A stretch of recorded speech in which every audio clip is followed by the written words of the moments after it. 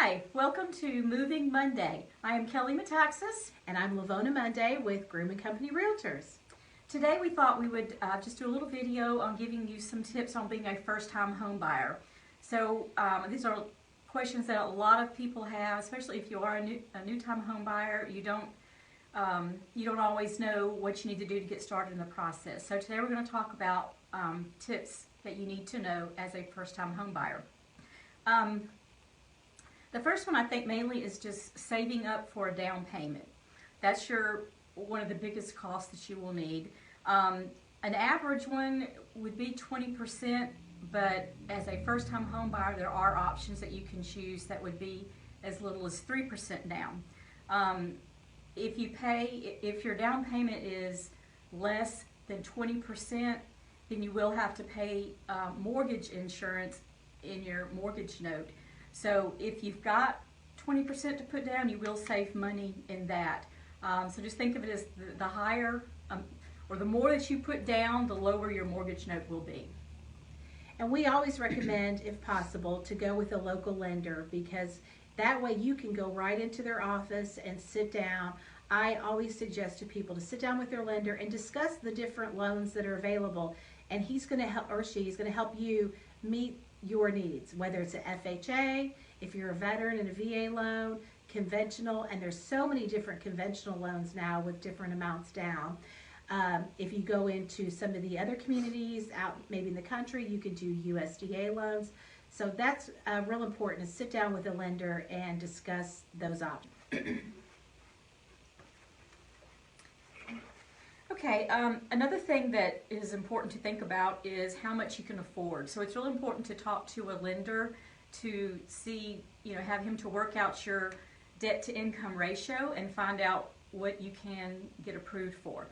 Just because you get pre-approved for, say, $250,000 does not mean that you need to necessarily buy a house that costs up to $250,000, because you will be house poor. You just need to get that worked out and think about what you want as your monthly note, what you feel most comfortable with paying each month out, and only do that, because the more you do, the more of a stretch it will be, for you to make that note. You don't want to go into foreclosure or anything like that. So just talk to a lender and make sure that you're comfortable with that monthly note. Another thing to think about is your credit score.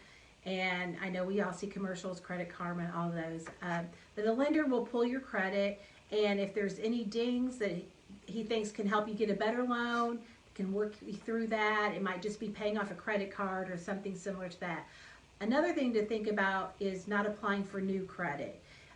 That'll show up if you think, oh, I'll just go to a furniture store and I don't have to make a payment for several years or whatever, but it will show up. Right, new car. That will show up, and it can lower your score because there's been new pulls on your credit. And if you do have credit cards, just not using them through the whole process till you get into your house. Just the better your credit is, the better loan you're going to get, which is going to help that monthly payment. Okay. Next, also, it's very important to get a pre-approval. A lot of times we'll have people calling us wanting to go out and start looking at homes, and one of the first things that a realtor is going to ask you is, do you have a pre-approval letter? And a lot of times they don't. So it's very important to go ahead, when you're ready to go through the process, go ahead and talk to a lender, get that pre-approval letter, and that letter will be good for about 3 months. So get it about the time that you're ready to go out and start looking.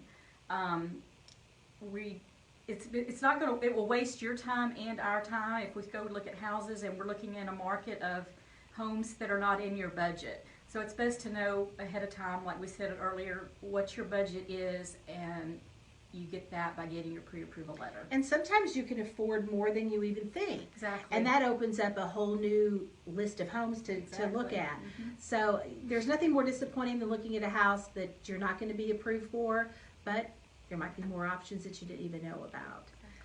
Exactly. And then another thing to think about, you have your down payment when you purchase a home. You're also going to have closing cost.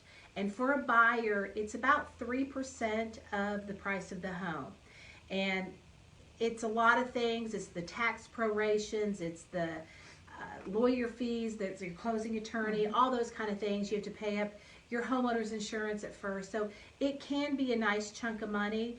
So that's something else to kind of think about putting aside, so that when you get to the closing table, you're going to have your down payment and your closing costs. And we'll help you with that through the process as well to understand.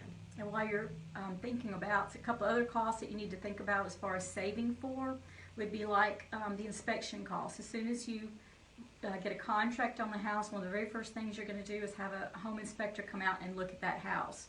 So you need, and that will be something that you will have to pay for. So you need to make sure that you've got money set aside for that. And that typically runs, I would say for the average size house, between $300 and $350 for that inspection. Another thing would be the appraisal cost.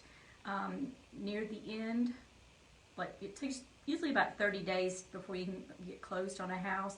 But towards the end of that time, you're going to have an appraisal where they're going to come in and make sure that that house is worth what it's being asked for. And that cost usually is typically around $500. And then another one would be your termite inspection. You usually have that done at the same time that you get your home inspection done. And that's, typically around $95. So that's, just a couple other things that you might want to think about when you're saving up your money to purchase a house.